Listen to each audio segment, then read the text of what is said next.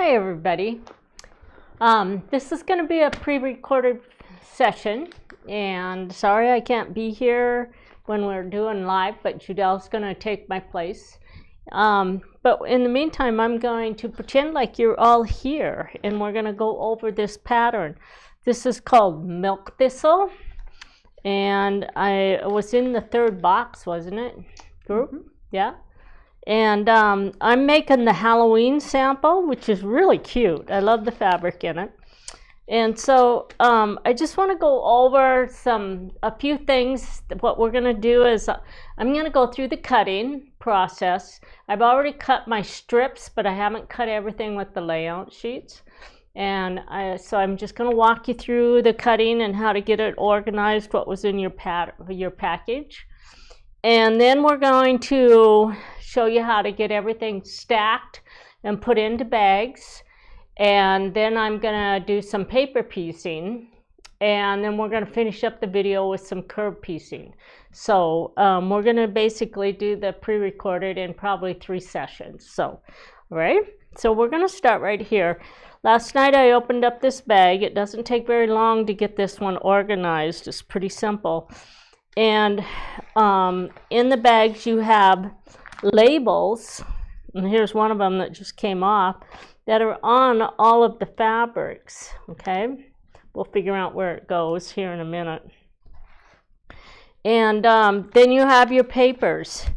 And there's a few things I want to bring to your attention. We're going to start with the foundation papers and cutting them out for this one. If you look at your papers, and it's NP 865, which is the small units, this unit and this unit. So anyway, it's these units right in here. And if you look at that, there's a template. There's a couple templates on there that you're not going to use for this pattern. And one of them is called T-Template C-1, and the other one is T-Template 8-1. So you're not going to use them, so you can just get rid of them as far for making these placemats. All right, we use those if we're going to do different block sizes, but in this one we actually use the foundation paper. So if you look on the wall, what we're actually making this placemat right here.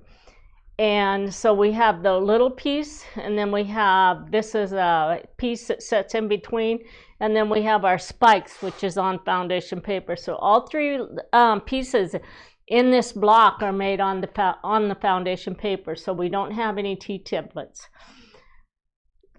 These blocks come from our mixer series called Quiltworx, and the other quilts that's on the wall here, all of this quilt was made out of these same blocks as well. So we use these in a lot of different block settings. And so if you guys are interested in more, once you learn how to use this, you'll probably find yourself wanting to make more of them as well, because they're really fun to make. Okay, so then the other thing I want to go through is, on the foundation paper, you should have 3 pages of the little tiny pieces, and that's NP 865. And I'm just going to show you what that looks like. It's in the big page right here. So just look for NP 865 down here on your corner, okay? And you're going to have extra blocks than you need in here. So depending on how many placemats you're going to make, this pattern was set up to make 6 placemats. And so you're going to need 12 of these units. Each one of these sheets, I believe, has 4, 5, 6, 7, 8 on them. All right, so in the package you have some extra pieces that you can use for something else. So there's 1, 2, 3, 4, 5, 6, yeah, 12 pieces is what we're going to make. And I cut a bunch of these out already, but I want to show you guys how to do the cutting on the foundation papers here in just a second. And then you should have, I believe there were 2 sheets of NP 873, okay, which is this one, and these have 6 on them. So we're going to use everything that's with this unit on these pages right here, okay? And so, and actually, Mom, that T-template C that you said they don't need, yeah, that they can use with the extra B blocks to make little projects. And I think the information on that might be on the last page, isn't it? I don't know if we had room to put it in there or not. Yes, there is some information on the page 11. There's some information on how to use the extra blocks if you want to make some square pillows that finish off to 15 inches. And that's where that T template would come in. And so if you look in your pattern on page 11, right at the top of the page, there's a big diagram up there that shows how to put some extra blocks together, okay? And because you do have extras the way this one is set up, all right? So we're going to go back here. So probably don't throw it away. Yeah, keep it. Keep it. Go to page 11 and then make something new. Yeah, don't be like me and throw it away and then come back and wonder why you threw it away. So, okay, so you're going to keep that template, all right? And that template, you can also, that template is actually a rectangle template, and you can square it up. So in that layout on that page, it actually uses the rectangle one to make that block. And it is really a cute block. So if you want to make some pillows out of them, it is a cute way to use those up, okay? All right, so then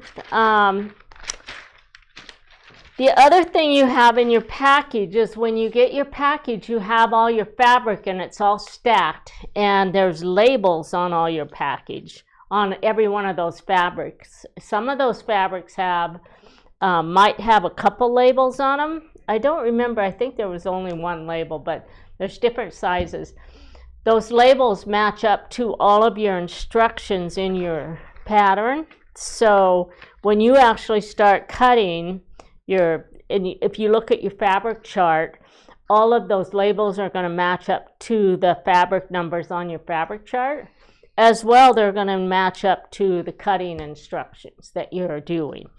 Now, I want to bring your attention to the fact that you're only making 12 of these, and so you don't, the fabric that we gave you is only for the 12. It's not for the extra foundation papers, okay? So you're going to be cutting all of those strips up into the size just to make the 6 placemats, okay? And before you go on, I want to also mention in your fabric, the back or the binding, we had a mistake in the pattern. You guys only got a half a yard, I believe, in your kits for your binding, and that's probably what it says on the back of your patterns, but I've made a correction to that and it's posted on the website. It should be more, and if you want more, you can call me and we'll stick a little piece either in your Q4 box or in the mail. If otherwise, you might have to pull for 1 or 2 of your placemats to do, like from your stash or from some excess on the fabrics if you have any excess left over. So I already talked about this in the Quiltworx support network, or the Quiltworx Box Club page on Facebook. A lot of people got back to me at that time, but if you didn't hear about that, just know that there isn't quite enough binding, and we will send you the extra if you want it. Just give me a call and a message and tell me what color we used in your box, and we'll do our best to get that to you. Okay. All right. So anyway, when I took all of the fabric out of my box, or out of my package here, the very first thing I did was I went through it and matched up all of those numbers to make sure everything was there. So I didn't just start cutting off everything, cutting on stuff until I knew exactly what was in the package. So you're going to have, you have the B groups are part of the first chart, and then when you get over to page 8, then you have the fabrics that are in that chart, and that's for the D group, okay? So as you're looking, make sure that you're paying attention to the fact that you're doing 2 different little sets of instructions here, all right? So then I went through and I did all of my cutting for the strips, and if you look at your instructions there, it gives you under the yardage, it gives you the yardage, and then it also tells you 3 5.5-inch strips that you're going to cut. And if you look at the labels, the label also tells you that you're going to cut 3 5.5-inch strips, or 3 3.5-inch strips, or 3 2.5-inch strips. So pay attention to your labels and pair it up with your instructions. So you're getting cutting instructions on your labels, you're getting cutting instructions in your chart, and you're also getting cutting instructions in the cutting instructions where you actually start cutting the things apart, okay? So you should have plenty of cutting instructions to follow. All right, so on my little ones, it told me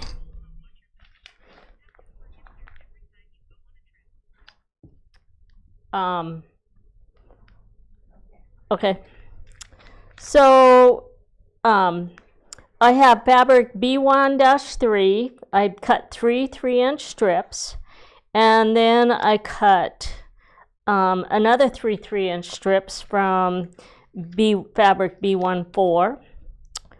And when I was going here, I went through and I cut out all of my layout sheets. So I have the layout sheets on here now. I also have, this is my, for this template here, I have 3 colors that we cut, and then my background, okay? So I'm going to set those over here. And then on the B group, there's the binding, a 1/2 yard of binding, which you might need more. I'm going to set that over here. And then this is my D group. And you should have 4 colors for the D group. That tag must come off of this one right here. So there's my 4 colors. And when you're looking at those labels, note that the labels tell you fabric D2, and then it says 2A, 2B, 2C, do 2C, and then 2D. Is that a D? Yep, 2D. Okay, so those are for the big parts, right? And we have the papers with those. Okay, so before I start the cutting on there and going through there, I want to go through cutting out your papers. This is probably one of the things that I feel like most people ignore this part. They think, oh, well, I'm just going to rough cut all of my papers. You guys really should cut your papers out the way it tells you to cut the papers out in your pattern. And we always tell you on the foundation papers, the units that you're going to sew on, those should be cut out 1/8 of an inch outside the edge. You don't want to just do a bunch of rough cutting to where they're all different sizes, because when we do our stacking to sew, we need these to be basically the same size. So if you have a whole bunch of this excess around there, it makes it really hard to fold back, trim, and stack everything and figure out whether or not you have everything in the right place. So I really like I try really hard to get people to do this, and yet they all get really anxious and they cut them out with all of the excess on. But that's about how much I actually leave is just a little bit along the outside so that they're all the same. Okay, you can also stack all of these papers, and we've had video out there where we've shown you how to stack your papers, and you can stack them on a light table and put glue in the open spots where don't put the glue on the back of the actual unit, but you can actually glue out there on the edges to stack all your papers so that they're right on top of each other. You can also use flower pins, and you can stack your papers and just find a spot and just poke the pen just through all 3 layers or however many layers you have. So you don't have to cut them out one at a time. I like to get them stacked, and then I go through and I do all my cutting on there. So we have our foundation papers. We're not going to cut them all out for you guys because you don't need to see me cut all of them. Now, when we get over to our templates, it actually tells you to cut the templates right on the line. And the reason why we cut the templates on the line is because the size of the strips that we're cutting, the templates match that. And so if you leave excess around all your templates and then you try to put them on your strips, a lot of times you can't get them to fit on there. And so it's really just better to come in here and just put your ruler right down on the line and cut them out.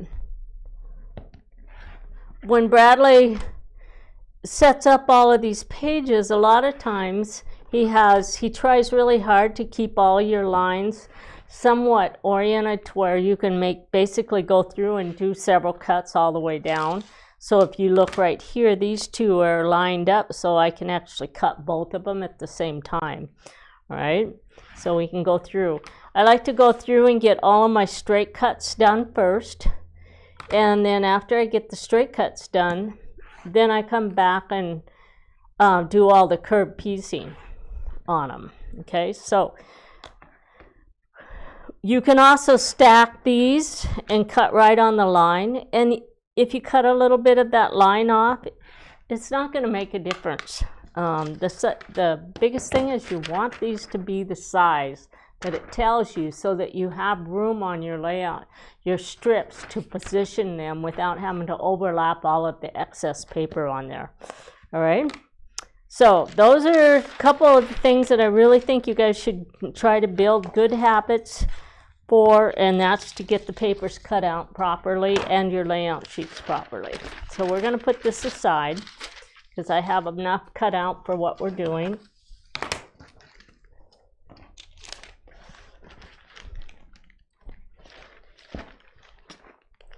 I'm just going to put them back in my bag. Okay, so we're going to start on with the cutting. And I don't think there's really anything that I need to go over in the first part of this. Let me look really quick. I don't have anything highlighted.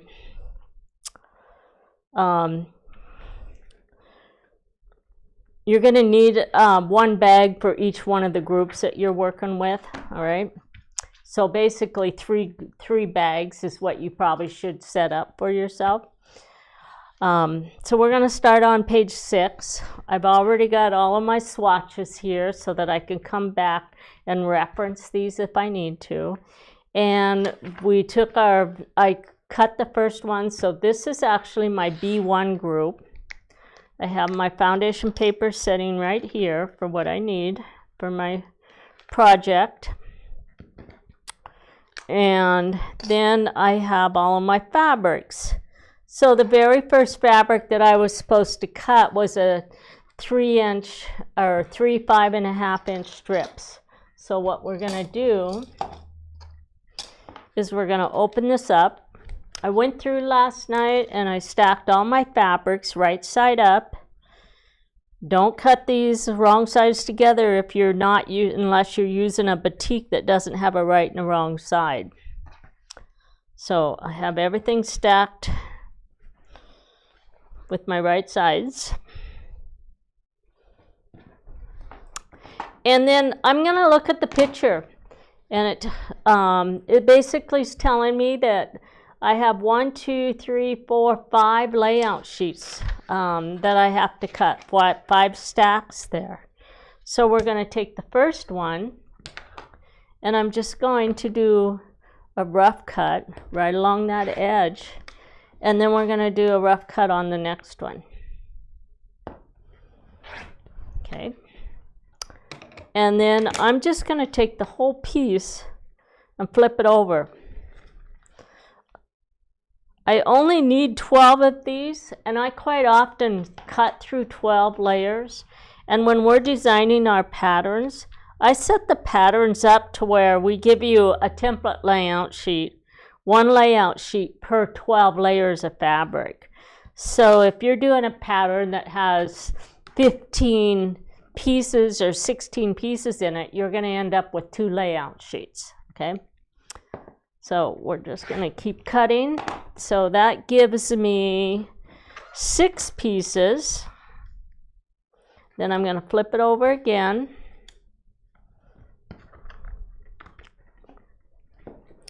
This takes me up to 9.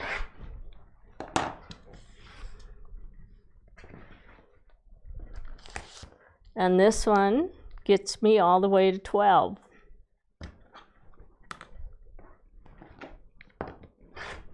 Okay. And the rest of it, we're just going to put it aside in case we want to do something else with it. So I really didn't need to use both layout sheets that I cut out. I only am going to use the one. Now, I use a large rotary cutter. So if you guys are using a smaller rotary cutter or a spring-loaded cutter, you're going to have to do this in layers. You're not going to be able to cut through 12 layers of fabric. And I am going to show you some little tricks there that we can, where you can do things several times. After I get this cut out like this, all my pieces, I take paper clips and I put the paper clips on each one of the section pieces like this, so that after I cut, I don't have to worry about finding all the pieces. Everything is clipped together before I cut everything out. So if you're able to do that, that'll save you a lot of time. All right. So I want to show you really quick how you can do this if you want to only cut through a few layers. So I'm going to just divide my stack into 6. And if I only had one template, I could actually take this and I could come over to cut line 1, and I could fold the paper back, put my ruler down on top of there, and I could cut my piece off just like that. This way I can continue to use my layout sheet until I get to my last stack. And then I would take this again, put it on line 2,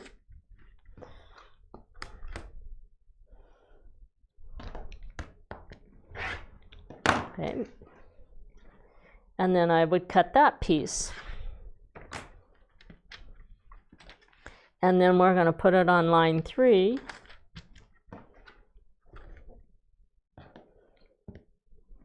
And we're going to cut this piece. And so now I have the 4 pieces that I needed. So now I can go back to the rest of my stack, and I can actually put the template on there. And I'm going to go ahead and cut the first one. So now I can cut through my paper, and then I'm going to take this piece and put it with the very first one and put my paper clip back on it. Okay, and then we're going to go to the next one. So I just wanted to show that little trick because we do get a lot of people that are always asking questions. Well, I can't cut through 12 layers, or I can't cut through 8 layers. And so this is one of the ways that you can actually cut through several layers without cutting apart your layout sheet. You just have to cut it apart with the last group that you actually cut. Oops, I need to put that on there. And then this piece is going to go on there. All right.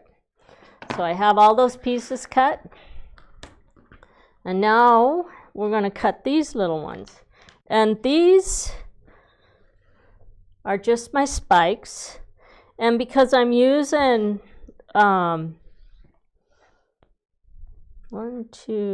this one kind of has a right and a wrong side, so we're going to open it up.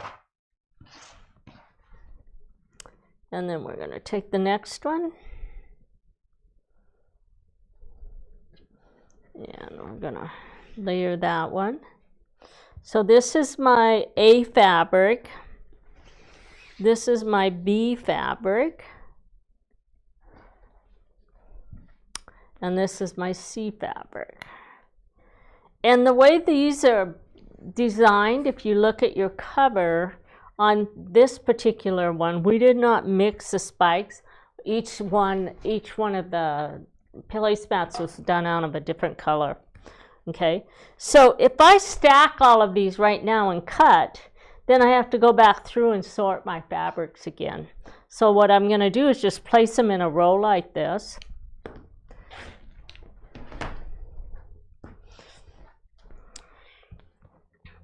And then we're going to take our template pieces. And notice that I went through and I put my little swatches onto my templates. That just helps me because to keep me from getting my pieces mixed up. And I should have one more, but I'm not seeing it. So I must have did something different with it last night. Okay, so I'm just going to take this and I'm going to cut there. And then we're going to take the, oh, there it is. It's glued to the bottom. Then we're going to take the next one. And I'm supposed to end up with a total of, is it 12 pieces? No. I'm doing 2. So this will do 1, I just need the 3 colors.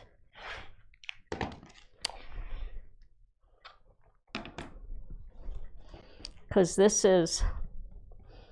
will give me enough to do 2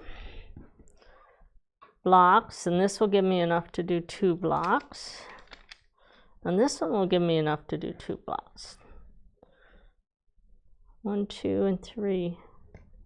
Actually, I do need some more, so we're going to cut some more there. Because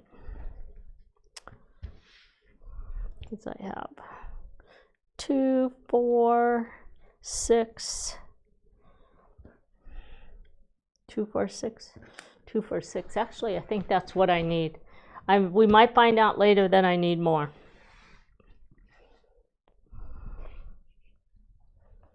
I believe everybody got a picture 2, 3 in their boxes 4, with 5, the 6. No, I need 4 more because I'm doing 12. Right. Yeah. So, and I believe everybody got a picture of their pieces in the pattern that they're making in their boxes. Yeah. But if you didn't, or if you lost that, you can always go into Quiltster and find Milk Thistle Placemats as a pattern and open it up and print it. And print out your fabric requirements again, because I've saved those fabric templates out. So you made the comment, Mom, that all of the spikes in yours were the same color, and they're actually not. Each spike in the 3 units, one is pink, one is green, one is purple, and one is orange. I was thinking of the big spikes from last night, but mine are actually 3 different colors. Right. They look like candy corn. All right. So basically then I have to have 6 of each color. Right. And I do have, or I have to have a total of 12, don't I? No. No, Just 6 12 because there's 12 units. Yeah. 6 placemats, 1 on each side. Yeah. And I only have 6. So I got to cut some more. All right. So we're going to just keep cutting until I get them all.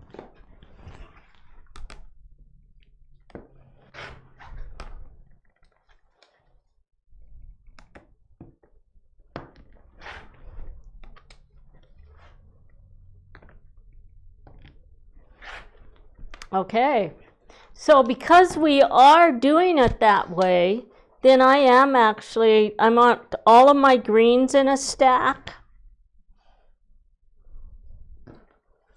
Okay, so all of those need to be in a stack. All of my purple need to be in a stack.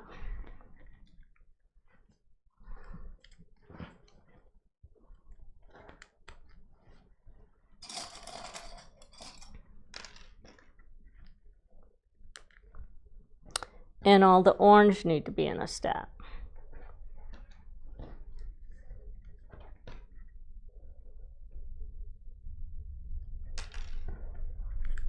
All right, so we don't have to keep track of any order when we sew these because we're mixing the spikes. Each one of these spikes is a different color. Where if we'd have done it a different way, we'd have to keep them in the right order. So now if we actually look at that, on my picture, the very first spike is my purple one. So it goes like this.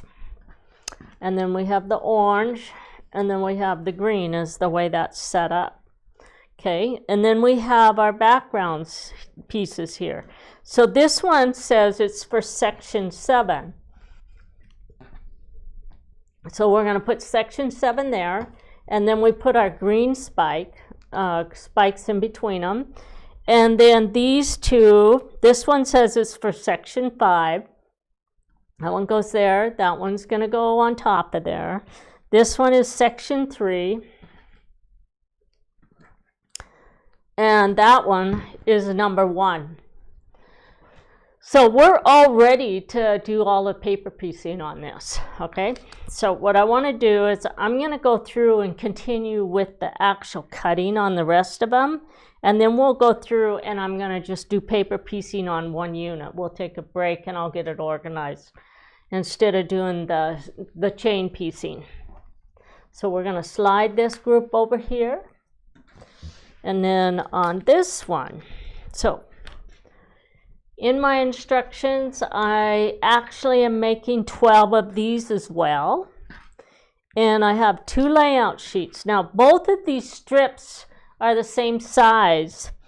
And you guys need to pay attention because this is a mistake that happens a lot where we put the wrong layout sheet on the wrong color. And honestly, it just happens to a lot of people, including me.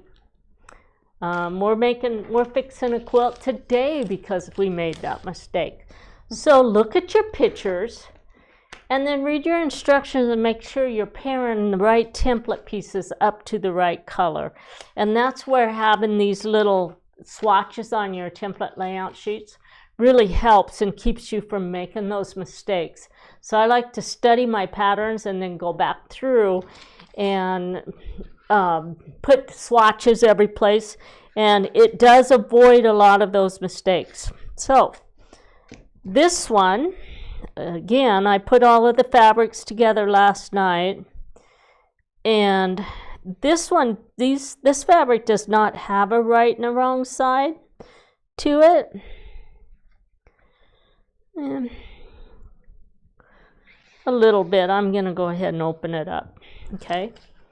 And when I'm looking at my picture here, so this is fabric B13, and in my instructions, it's telling me that fabric, I have to get 4 cuts off of it. So I have a couple layout sheets. I only need to use one, so I'm going to save the other one and put it back in the bag with my other pieces, and we can just do the one. And I need to get 4 cuts from my pattern. So the first thing we're going to do is we're going to get rid of this salvage.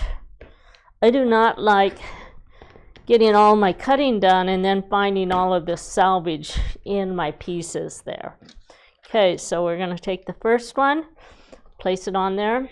And this is why we like to cut our template layout sheets down, is because there's no excess sizes there.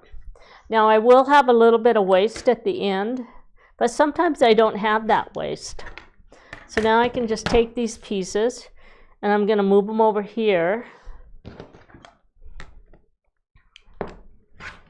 So that's 2 groups. This is my 3rd cut, because I have 3 pieces in my stack and I'm after going for 4. So that puts me at 9, and this puts me at 12. Okay, we'll set that over there. We're going to grab paper clips, and we're going to clip each one of these together.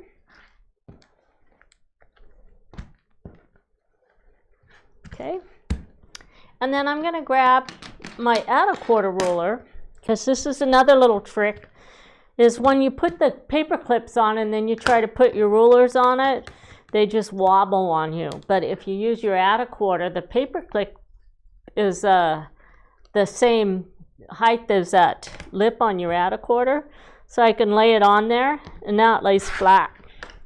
So there's cut line 1. This one is cut line 2. This one is cut line 3. And this one is cut line 4. All right, so now we're going to look at this, and we're going to find, this is my very last section, that's section 9. This one is section 7, and notice that's the sew side. And this one is section 5, and that's my sew side. This is section 3, that's the sew side. And this is section 1, which doesn't have a sew side. So when you're making this little unit, don't lose your templates. Keep your templates on your pieces until you are ready to sew. Because if once you pull that template off, you have no concept as to where or how to put that piece underneath your foundation papers. You need the sew side marked, okay? It's been common for me to have to sit down and sort through people's templates when they remove those units, and it takes a long time to go back and sort through them because they're so close in sizes and they have 3 different edges on them, and so it's really easy. But that, because of the weird angles, it only fits one way underneath your paper. All right, so on this one tells me I have to do 4 cuts as well. So we're only going to use 1 layout sheet. And because this is at an angle, I'm going to put a little bit of repositionable glue on the back of this to keep it from moving when I do my cutting. I really like the repositionable glue. We talk about it all the time. But if I don't have to use it, I don't. All right? The less you use it, the happier your machine will be. Okay, so we're going to cut that end off, and then there's my next cut.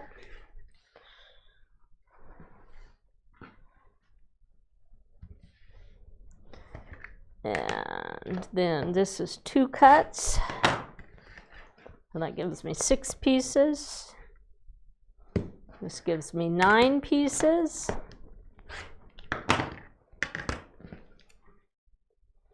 And this one puts me at 12.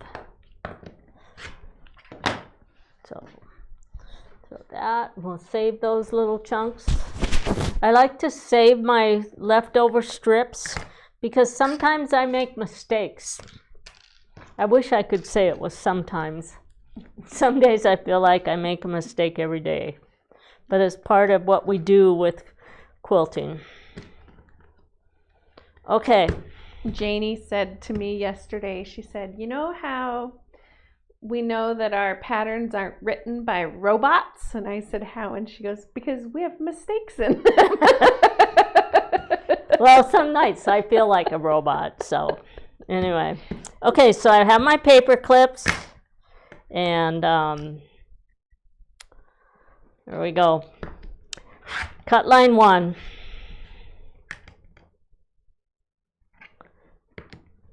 cut line 2.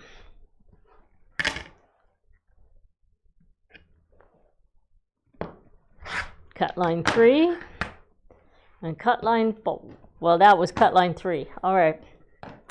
One of the ways I know that we're working with new students is when they write in a little message, well, I'm getting ready to start a new pattern and I don't want to make any mistakes. I always go, good luck with that. So, all right, so we're going to come over here. Each one of these templates, they don't have a section number on them. And the reason why is because all of the templates are the same size and they'll match up with in any location I put them with.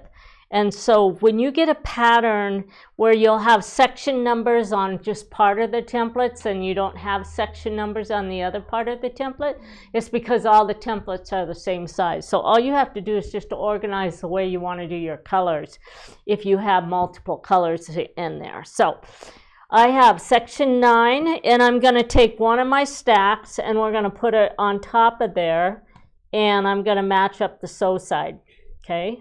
And then we're going to take the next template and we're going to match up a sew side with that. And then we're going to take the next one, match up a sew side there. And then this one is going to have a sew side. And now we have our first piece on the top. And so now I'm all ready to start paper piecing this batch. Okay, we're going to pull those, set those over here. All right, so now we're going to cut out the pieces for this one. This is our D group, and I'm going to turn to page 8, and these are rectangle blocks. And I did not cut out 12 of these last night, but I have to finish cutting them out. So one of the fun things about this block is all the different size spikes. And when I designed this block, I designed it for 2 reasons. One is I wanted something that had a lot of floating points in it that really all of a sudden it kind of introduced the world to floating points. And we designed this back in 2005 or 4, something like that. The other thing I wanted was all of the points to be a different length. And the reason I wanted that is because when I was out teaching on the road, sometimes we'd only have a class that was a one-day workshop. People would make mistakes and they would sew on the wrong line. And so I was like, well, if everything's a different length, then if they sew on the wrong line or if they cut something off, we can fold back and we don't have to throw the unit away, and we can get them through the process of teaching.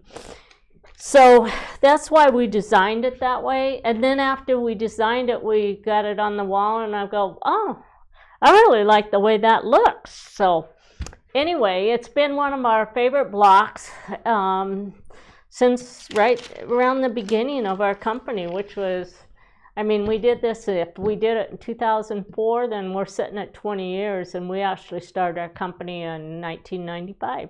So it's been around a long time. All right, so let's take these 3 colors. So on this one, I actually have 2 papers that are going to be done with 1 color. 3 papers. 3? Yeah, there's 3 orange, 3 white, 3 green, and 3 purple. So you have 4 colors. Oh, so we're doing blocks. 4. Yeah.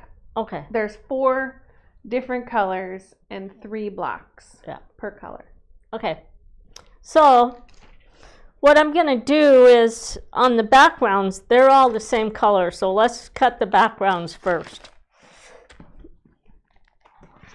And so I have this long template layout sheet here. So we're going to take our fabric,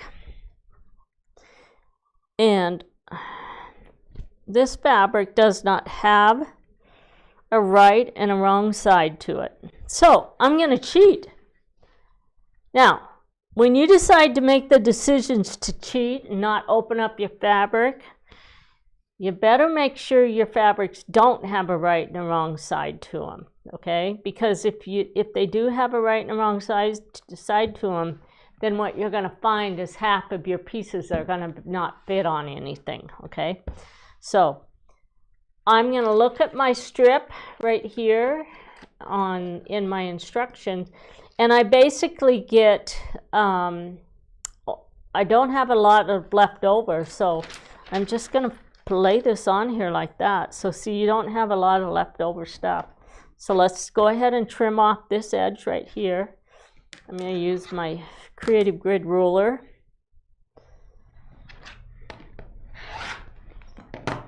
And get all the salvage off of it. And then I'm going to put my paper clip and we're going to clip all of my papers.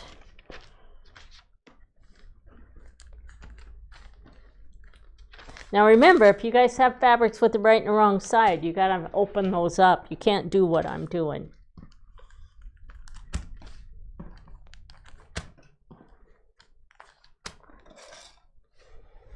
And then we're going to take this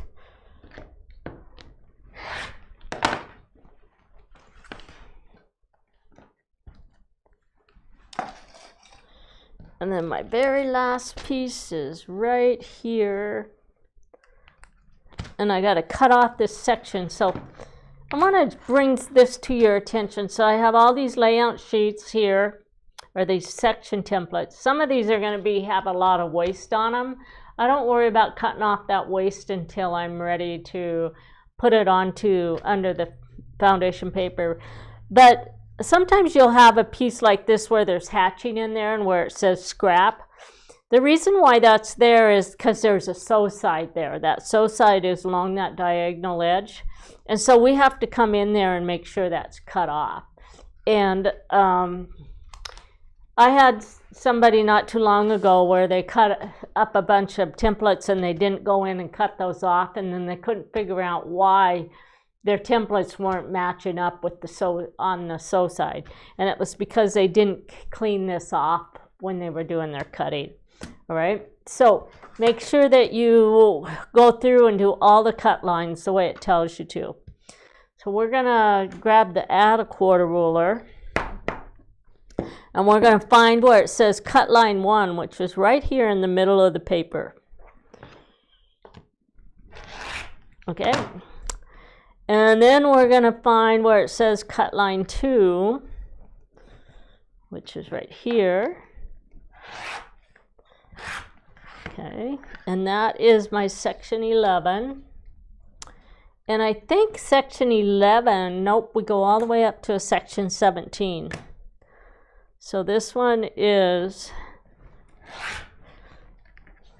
cut line 3, and that's section 13, which is going to be underneath 11. And this one is 15. So it's going to be like that, right? I like to stack when I'm doing my cutting if I know I'm going to sit down and start paper piecing, because then I don't have to come back and restack. If you cut everything and then throw it in a bag, then you have to come back and organize everything. So this one is actually where this piece comes off, and this is actually my cut line 4. So we're going to get rid of that, and then we're going to go to cut line 5. And that's section 17, so that goes on the bottom. Okay. Now we're going to come over here. This one is cut line 6, and that's actually section 1. This one is cut line 7, and that is section 3. And this one is section 5,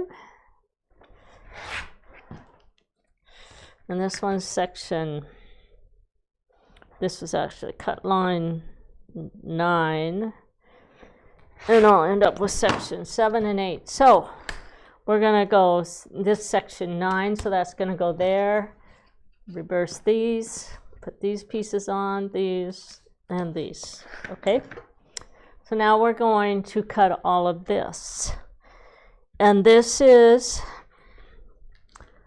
I have 2 templates here, and I put the little swatches on there to tell me that I have to use those on both of my fabric pieces, okay? So we're going to look at the instructions really quick because I want to look at my pictures. So I have, when we did the cutting for this, it tells me that I need 3 2.5 inch by 42 inch strips from each fabric, D2A to D2D. So I have my 4 fabrics, and then it's going to tell me how to set up my colors. And so when you get into something that has multiple colors, you need to take the time to read your instructions and figure out how you're supposed to put those templates on there. So the next step it tells me is the strips are stacked facing right side up into 2 groups of 6 strips with fabric D2A on the top of one stack and D2C on the top of the other stack. So this is my D2A. So we have 3 pieces, and that goes on top of one of the stacks, and then the other one is D2C. This one is my B, so that's going to be underneath my A.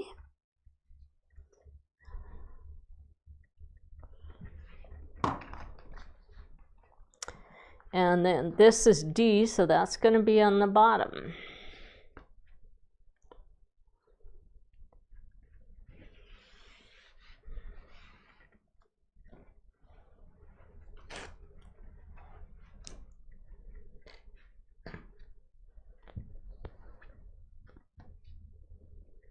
We have 2 of these, or 3.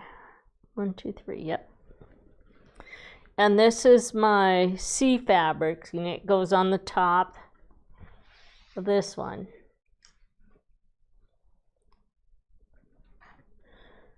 And I don't have a lot of leftover on this, so we have to be pretty close with the cutting.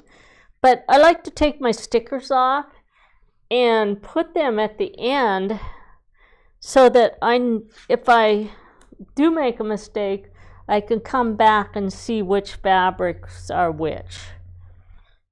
Especially when we're working with multiple colors. This just kind of keeps your head straight. Some days. All right, so now I have my 2 stacks done. Now it's going to tell me that template layout sheet number 3 and template layout sheet number 2 are placed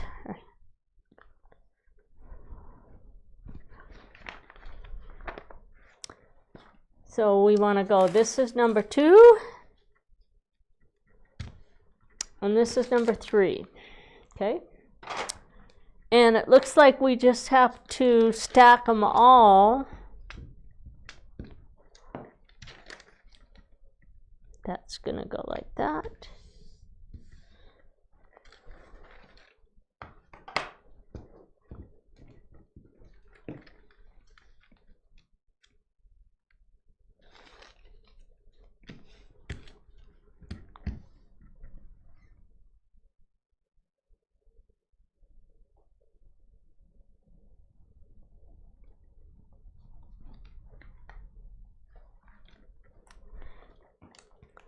So I'm going to cut these all together. So there's more than one template in their pattern. Yes, there are. So that's why we probably broke it up, so it was a little easier to cut. But she's just using one template, so she's going to stack them all and cut them at once, which you can totally do. Yeah, because we're going to sew all 12 anyway, so.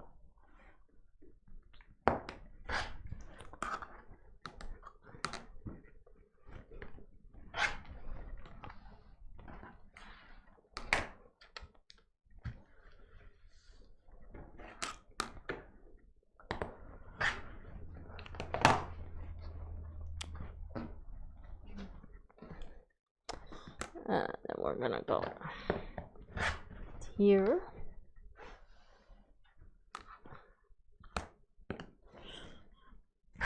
Here. I should have been reading my numbers. Here's cut line 1 on this one.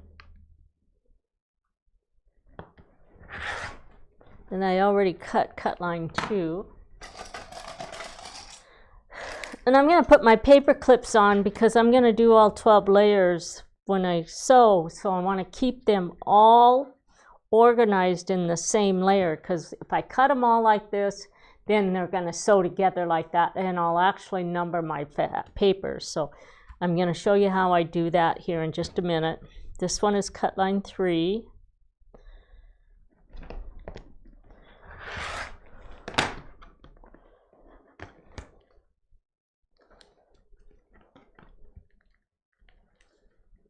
And this one is cut line 4.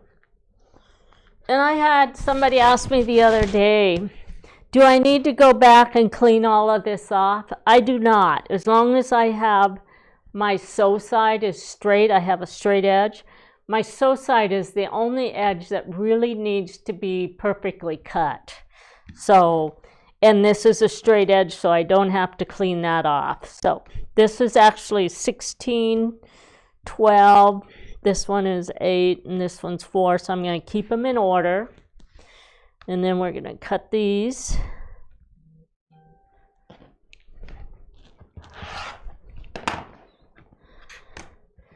And this is my sew side, and I'm actually going to clean that sew side up a little bit, because that's pretty jagged. So now I have a nice straight edge on it, and that's a 2. And this one, I think we're good on that one. And this is my number 6 template. This one.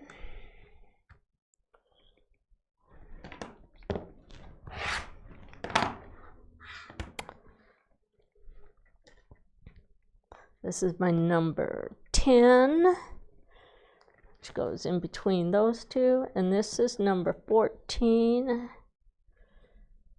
And I think that's going to work.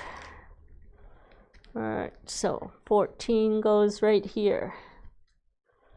Okay. So now that I have that done, I'm going to come over and grab these little swatches here.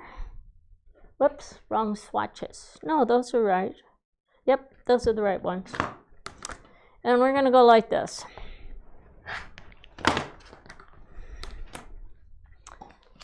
And I don't have all my papers, so I'm only going to do the top 6 here, but you'll get the idea. So what I do is, because I want to sew all 12 of these together, I'm going to actually look at my papers, and this is the very last section on the paper right here, and I'm going to number it, and that's going to be number 1. And then I'm going to flip it over, and I'm going to put 1 on the back. This is number 2. This is number 2. This is 3. This is 4. This is 5. 6. And we'll just imagine 7, 8, 9, 10, 11, 12. All right. So then the next thing I like to do is I like to take this swatch here and grab, let's see, I wonder what I did with my lid. There it is. Don't use your repositionable glue for this. What you want to use, if you have the U-hoo, go ahead and use the U-hoo for it. And then we're going to take and put fabric number, that fabric swatch on there.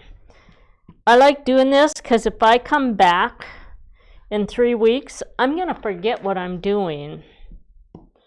So this way, this will get me through, and I'll have everything in order. It also makes it so I can divide up the papers and do just a few of them if I don't have time to do all of them.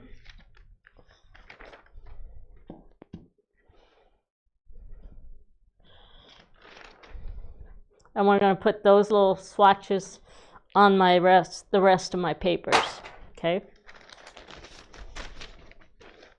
All right, so now I have my papers matched up to my colors. So when I actually start doing my paper piecing, all I have to do is always put them back in numerical order. So if I get them all mixed up, I can just go 1, 2, 3, 4, 5, 6, 7, all the way to 12, and everything will be matched back up to the way my fabrics are stacked right here. Right? So now we're going to take these colors and we're going to put them in between. So there's section 17. This is section 16. And I like to actually go through and clip some of these, because on occasion we have a cat around here, and the cat likes to get up and push things on the floor. So we're going to take this.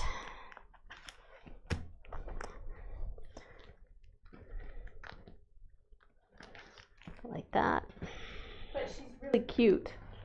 Yeah. She is cute, but she's mean. But she's cute.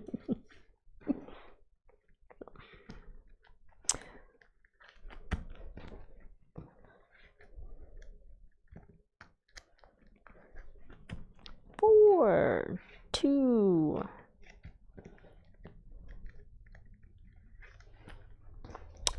And 1. All right, so all of these papers go right there. We have all of this stacked together. And we have all of this stacked together. And we have all of the cutting set up for our pieces.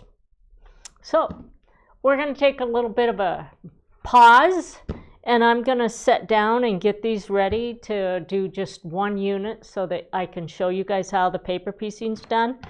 And then we'll finish sewing them up another day. Okay? Okay, you're on. All right, we're back. I know you probably didn't know I was gone, but I was. So I actually finished up one of the pieces, so you didn't have to watch me paper piece that. And then I started the second, or the little curved one, and I'm going to show you the last 4 steps, and then we're going to do this one the whole way through, okay? And then we can do our curved piecing, and we'll be able to finish up one block. So I wanted to show you these. In our instructions, we always talk about tracing the back side of the first piece. And then sometimes you'll see where it's optional. Once you learn the process of paper piecing, you'll find that having those lines on the back side don't really help you. But when you're new to paper piecing, it does really, it's nice to have those lines, okay? So I marked this one right here. And so basically, these 2 are my orange spikes. This is my background, so I can see those sections.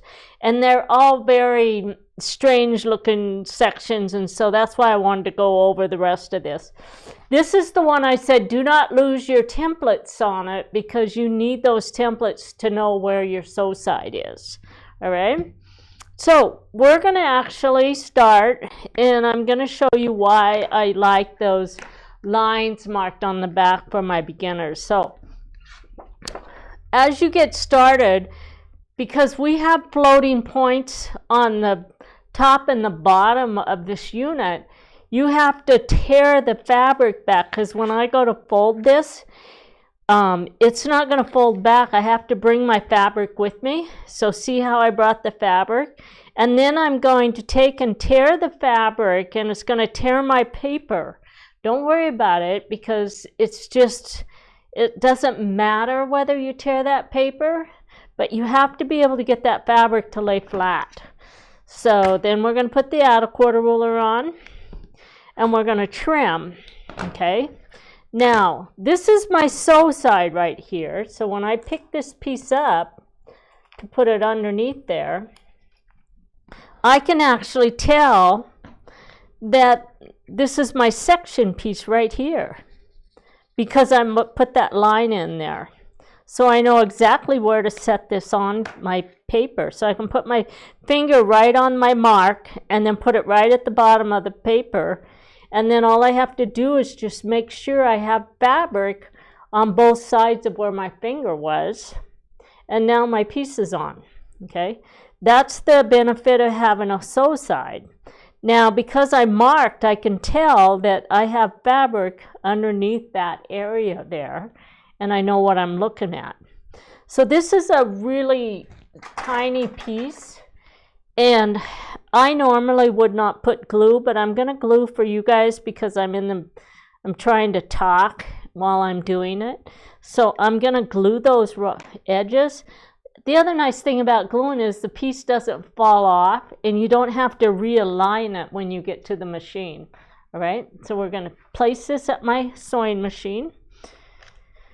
And my stitch length is set at about 1.9. Okay, and we're going to just start sewing on the paper. And I'm actually sewing on line 5 right now. And then we're going to take this, we're going to fold back, and I'm actually going to go press really quick because it just looks better when you press. And I want you to see how funny that looks. That's just the way it is. Then we're going to flip it over, and we're going to place the fold template on line 6. Again, I have to rip this back, and that one actually just naturally ripped back. So now we're going to place the fold template, or the add a quarter. We're going to trim a 1/4 inch seam allowance. And then we're going to roll this up. So my sew side is right there. And then I'm going to take my next piece, and I'm going to look at it. And here's where my line is right here. So I'm just going to color this space in right here. I don't know if you guys can see it, but if you can, so this is what I have to put underneath there. So you'll notice that this and this match. So all I'm going to do is move my fold template, my template up there and place it on there. I'm going to make sure I have fabric on this side and fabric on that side, and it sets right in the center. We're going to put a little glue on it just to hold it in place. That glue is only in the seam allowance, so it's not gonna, when you do it that way, you don't get it past the rest of it. When you try to glue it before you put the paper on it, then you end up with glue and it shows up in on the front of your pieces. That's why I like to add the glue by folding back that seam allowance.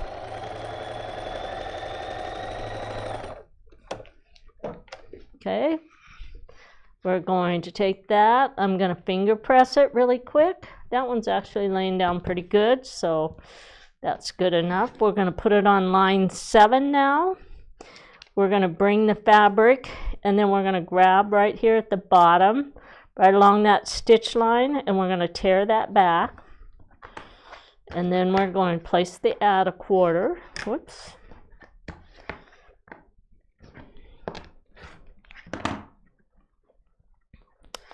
And then we're going to move, so our sew side's right here. And this one is this piece, and you can tell the funny shape there. All I have to do is just pick this up and lift it and put it on because that's my sew side. And it looks like you have a lot of room when you're putting these pieces on, if you're looking at them. But if you put that on the wrong sew side, if I tried to put it on this edge, it would not cover. So you have to make sure to always line the trimmed edge up to the sew side, and then you're going to have lots of fabric. Take this, we're going to sew on line 7.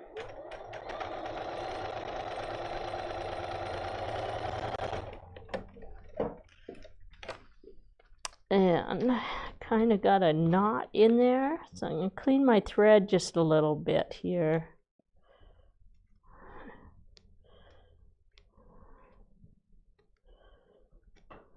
I could tell that when I started sewing. I'm just going to check, because I think, no, I'm going to re-sew it. It's going to leave a hole if I don't fix it.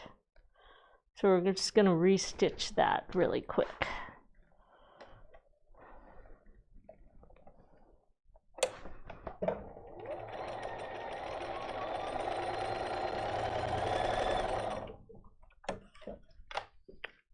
That fixed it, so I'm going to press it.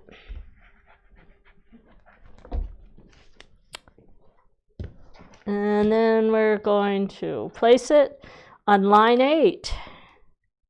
We're going to tear that back just a little bit, add a quarter, trim, and then we're going to take this, and that's my sew side. The other thing I'm going to tell you is a lot of times I like to keep this cleaned up as I go, because then I don't find myself trying to match fabric to fabric, and it's easier to see if you have it centered. So I'm going to put the last piece on there, put some glue on it.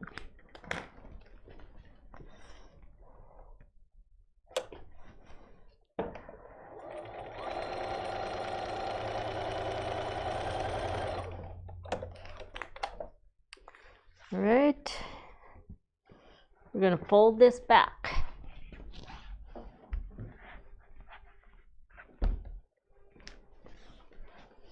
Okay, so I'm actually going to grab my leaf ruler and I'm going to trim around the outside edge. So we're just going to roll this around and I'm just going to slide the ruler right around that outside edge. Then we're going to trim the side. Whoops, didn't go all the way through it. There we go.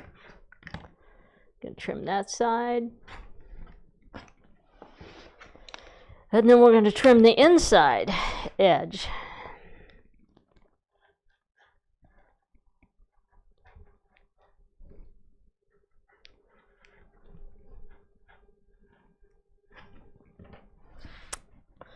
And we have a nice clean trim on it. And that piece is going to fit right like that. So we're going to clean all this stuff up.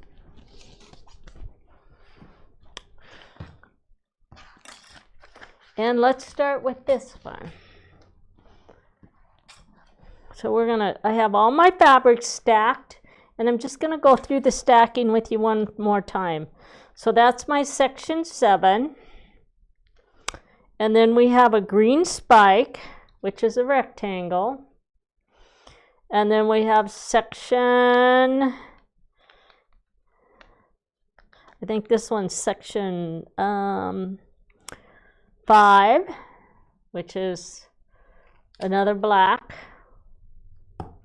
And then we have another rectangle, which is my orange spike. And then we have another black background piece, which is section 3. And then we have a purple one. And then we have section 1. And I'm just going to take section 1 and put it right there. All right. So find your papers. Most of our papers have a tendency to start section 1 over here and go this direction. Every once in a while we'll run into a paper where Bradley will actually start here and go this direction. Why, I don't know. So, but section 1 is on this side of my paper here. So we're going to flip this over and I'm going to put just a little bit of repositionable glue, and I only want it on my section 1. Don't get it into section 2 or the seam allowances, so just put it right along the edge. And then we're going to slip it on there. And then we're going to take and put the fold template on line 1. Add a quarter ruler.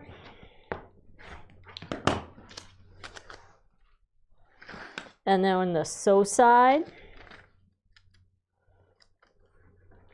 And we're going to put a little bit of glue on there. Just lift the seam allowance back. Just put a couple dabs along there. And then we're going to sew on line 1.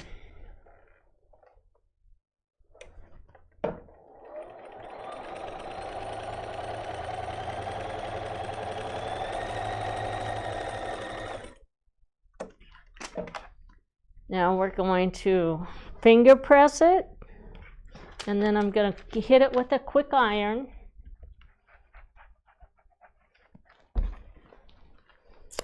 And make sure that you don't have any little folds along the edge of that, okay? And we're going to place it on line 2. Fold back the paper and the fabric, and then come and grab this and tear this down that stitch line until it lays flat, and then trim. So this piece right here, that's my sew side, so we're just going to lift this up. That's the sew side right there, and we're going to lay it on there.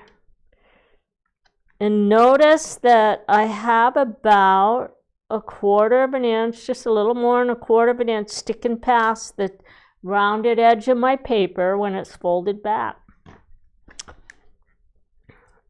And that's where it says to place it, because I didn't mark the back of this one. All right, we're going to sew, and this is line 2.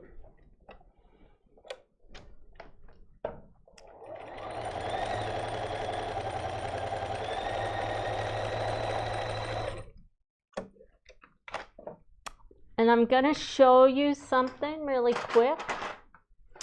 So my line 2 starts right at the dashed line next to line 3. So when I started sewing this direction, I started about 3 stitches before the dashed line when I did that sewing. The reason why is because it'll cut all my threads as I go, and I don't end up with a lot of threads on the back side of my paper. So now we're going to flip this over. I'm going to do a quick finger press, and then we'll hit it with an iron. We're going to place the fold template on line 3, fold back, bring the fabric with it, and then just grab it down here along that stitch line and tear it back, and it'll tear a little hole right there. Place the outer quarter ruler. And when I trimmed, it cut all my threads, so I don't have all of these threads dangling on my paper anymore. Now we're going to take the next strip here, and we're going to line it up. I'm just going to put a little bit of glue under it.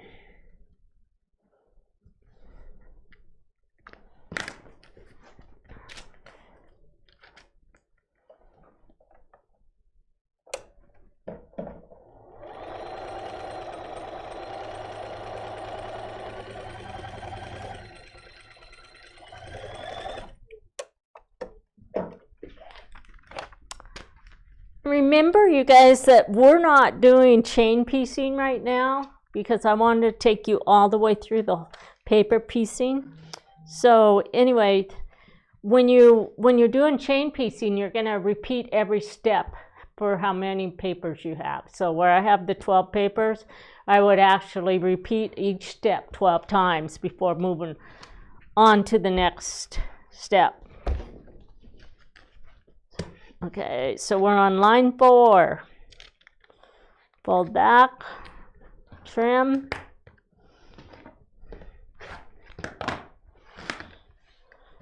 and add the next background piece, which is for section 3. This is it, yeah. This one's going to go in here just like that. Section 5, that is actually.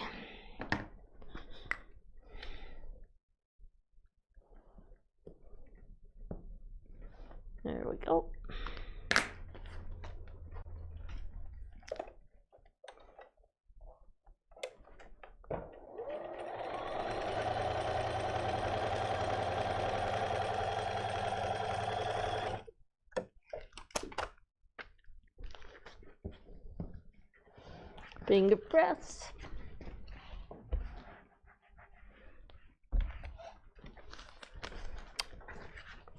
Place it on line 5. Fold back, tear. And on this one, you're going to have to tear it here and tear it down at that point as well. Trim.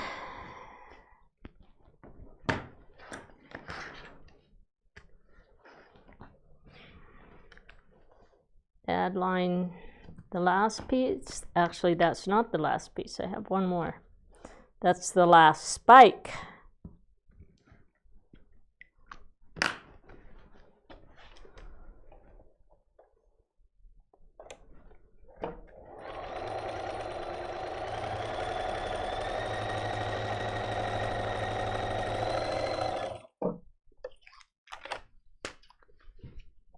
Fold back.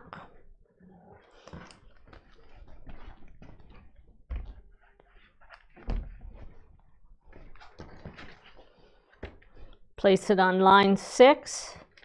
And just so you guys know, when you're quilting, you have permission to talk to yourself, just like you have permission to talk to yourself when you're doing a video, a recorded video. It's okay. There we go. My last piece. Put some glue on there.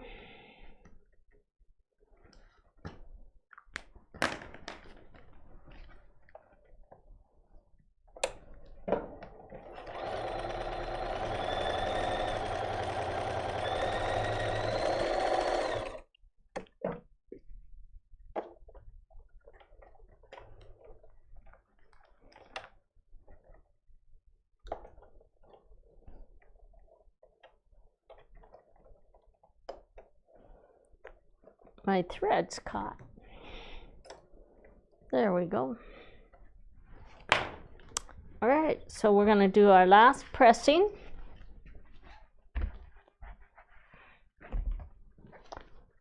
And now we're going to grab our little creative grid ruler here, and we're going to trim the edges.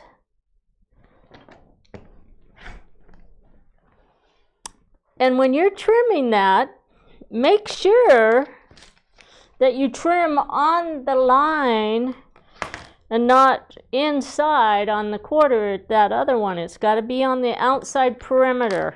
It's really easy to place that, trim that piece off.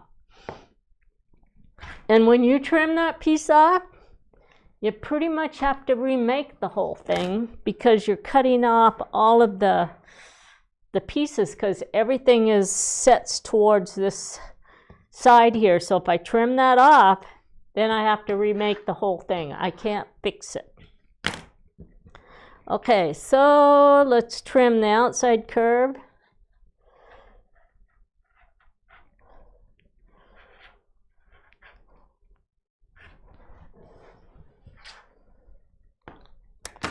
And there we go. There's our next piece.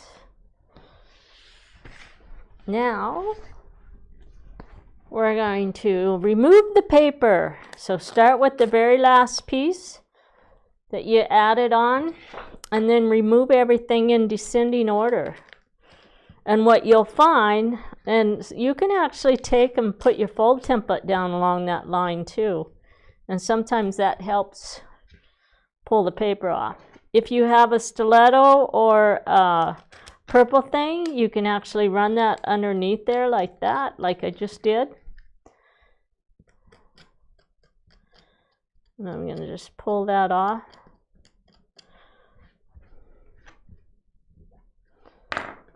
And then I'm going to tear this one right down the edge of my fold template. Now we're going to grab the next piece. Some people like to score those. You can do that with your fingernail if you have fingernails.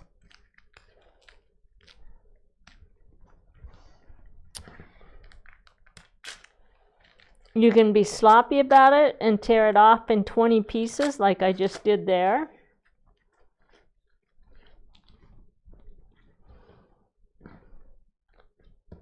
So the only thing I can really guarantee that you have to do with paper piecing is if you're going to do paper piecing, you need to remove the paper.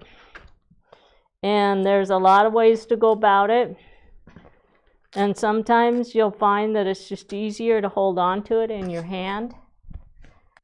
And on these little ones like that, it is when they overlap. Okay. So now I'm going to remove the paper from this. So on some of our newer patterns, we do what we call little snippet lines. And I'm going to actually use them on this. So I'm going to kind of show you. So if you see a pattern that has little lines that are drawn in here, about 1/8 of an inch line mark, they're called snippet. And what it does is it makes it easier for you to actually do your curved piecing on this. Because one of the things that happens with paper piecing is each one of these spikes is the straight of the grain, okay? So if I was just cutting this piece out, I would actually have a curve there, and I'd be on bias on part of it. So it's going to fit down and roll over your pieces better. When you're doing paper piecing, that's not always the case, all right? So if you'll come in here and do these little clips on when you're doing something like this, it makes it easier to get that to lay down for you to do your curves. Okay, now we're going to remove the paper. Sometimes I like to leave the paper on the bottom piece right here and then put the next piece on. When I'm working with this little unit, it doesn't really do a lot of good because there's so many seams in this piece. So I just find that just getting the paper off. And you can do it either way. Sometimes I do all the piecing and I leave the paper on the very bottom one, and it adds stability. And then sometimes we just remove it.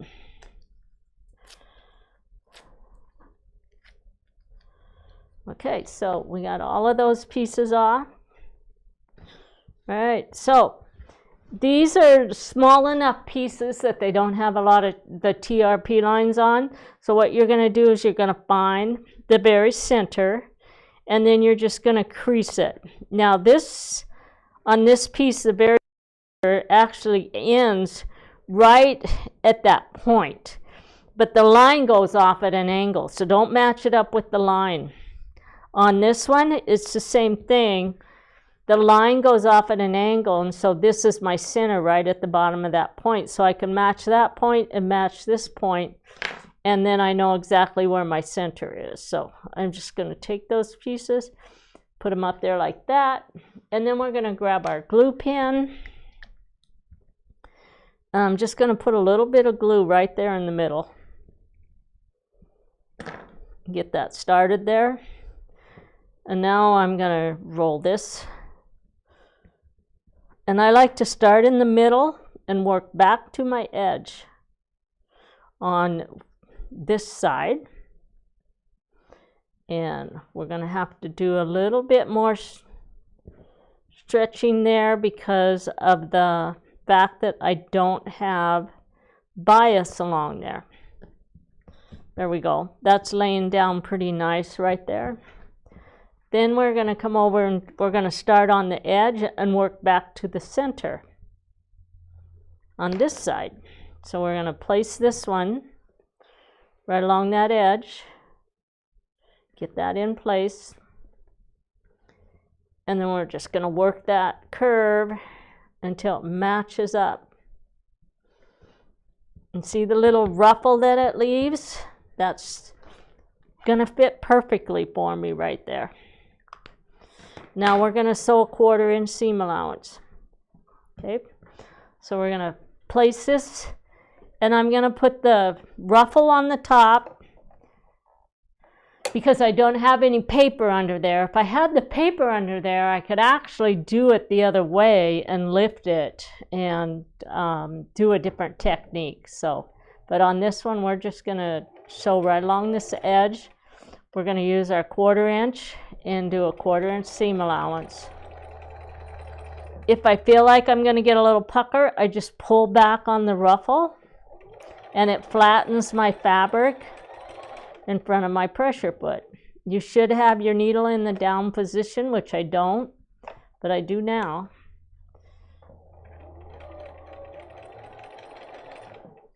And so then we can lift the pressure foot, and I have just a little pucker that's wanting to start.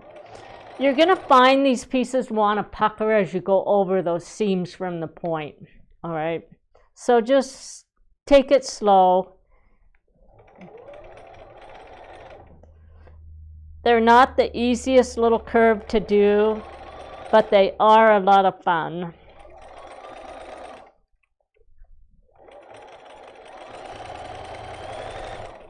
And there we go. So we have a nice curve there, and we're going to take this, and then we have to decide how we're going to do the pressing on this.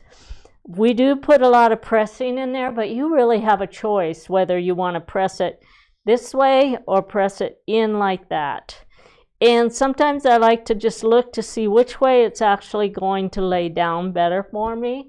If I decide to press it in, I'm going to actually come in and do a few little clips in here to get rid of some of the bulk. So I'm just clipping these little V's out, and mostly right along the edges of those seams where the seams come in.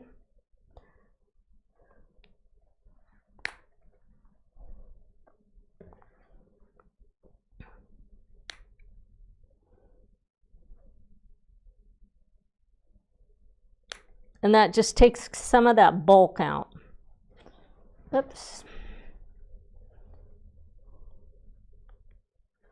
I can actually just clean this bulk out right here. Right like that. So I'm just clipping a little bit of the bulk out of that seam before I press. There we go. Now I'm going to actually press it to go in. Okay, and now it's wanting to lay down really nice just by cleaning out some of that bulk. Okay, so let's go ahead and press.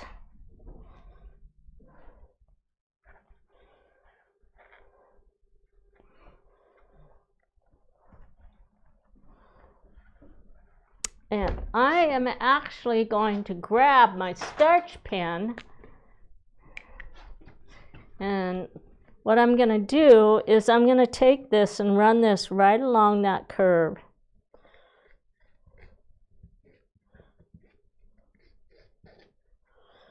And that's going to make that curve lay down a lot better for me.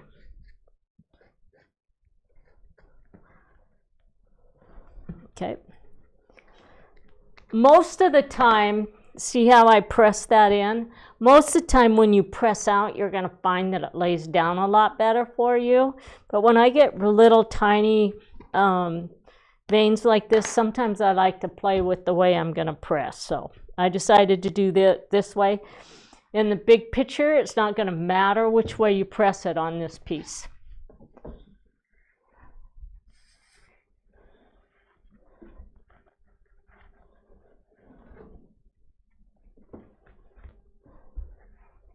Okay, so now we're going to add this one onto here.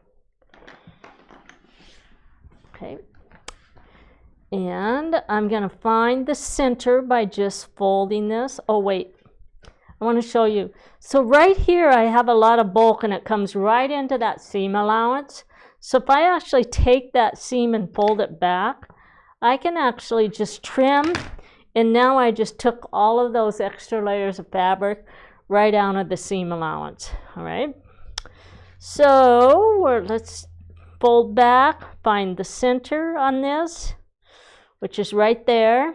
We're going to fold this one, and I'm going to crease and find the center on that. And then all I have to do is place this folded part right there. And then we're going to put some glue on that one. because this is a little bit bigger piece, once I get this started, I'm actually going to take a little pin and I'm going to place a pin right there to secure that right in the middle. Okay, so that won't come loose now. So now we're going to take this and I'm going to work this direction. And I'm going to take and put this right along that edge there. And then I'm going to weave a pin right along that edge so it doesn't come apart, just like this. Okay, and then we'll come back and we'll glue those edges down right there. And now we're going to take this one, and I'm actually going to take this and place my pin along there. And I'm going to use 2 pins on this one. And the first pin's going to be right there, and the second one is going to be down here lower. So I have those edges pinned together. Now I'm going to lay this down, and I'm going to pleat this, and I'm just going to bring all of this in here like this, because there's a lot of fullness on this. But see how pleating that just allows me to get that to lay down? See how nice and that curve lays down now? So I can actually run the glue on the second half, and then just take that, and we're ready to sew. So I'm going to hold on to this like that, place it up here, and I'm going to line it up with 1/4 of an inch, and I'm going to take 2 or 3 stitches before I remove my pin. One of the things I didn't mention to you guys is that when I do curve piecing, I usually downsize my stitch a little bit more to about a 1.5, because the smaller that stitch, the slower your foot moves. And the other thing that happens is you end up with a lot smoother curve, and you don't end up with what we call little pokies because your foot moves so fast. It's just easier to control it this way when you have a smaller stitch. There.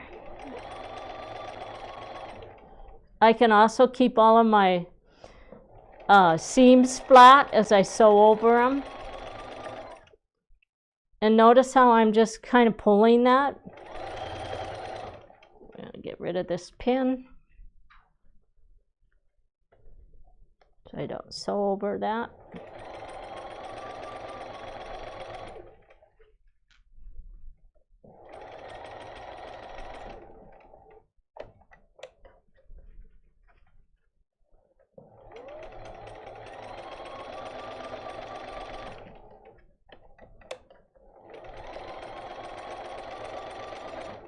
And on occasion, you have to lift your pressure foot to go over some of those seams if there's a lot of seams there.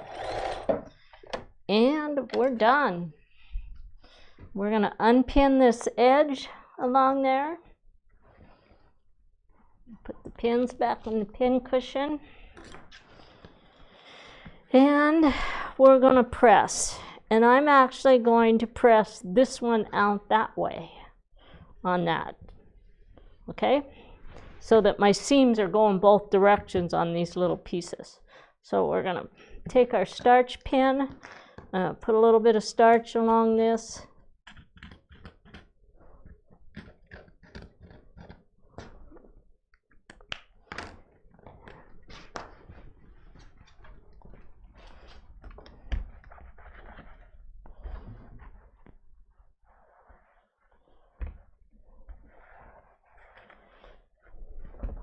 And there we go. And when you're doing your sewing, after you get done sewing it, check for little puckers. And if you have any little puckers, get rid of them. Okay? And I have one little tiny pucker where I had a piece of paper that was folded in there. So what I'm going to do is just take, I'm not going to pick it out because it's a little tiny. I'm just going to take my stiletto and loosen the threads right along that little fold there and just pull on it, and now my pucker's gone. There we go. There we go. And Judell's going to finish it up tomorrow and talk to you guys while I'm gone. All right? So we'll talk to you later.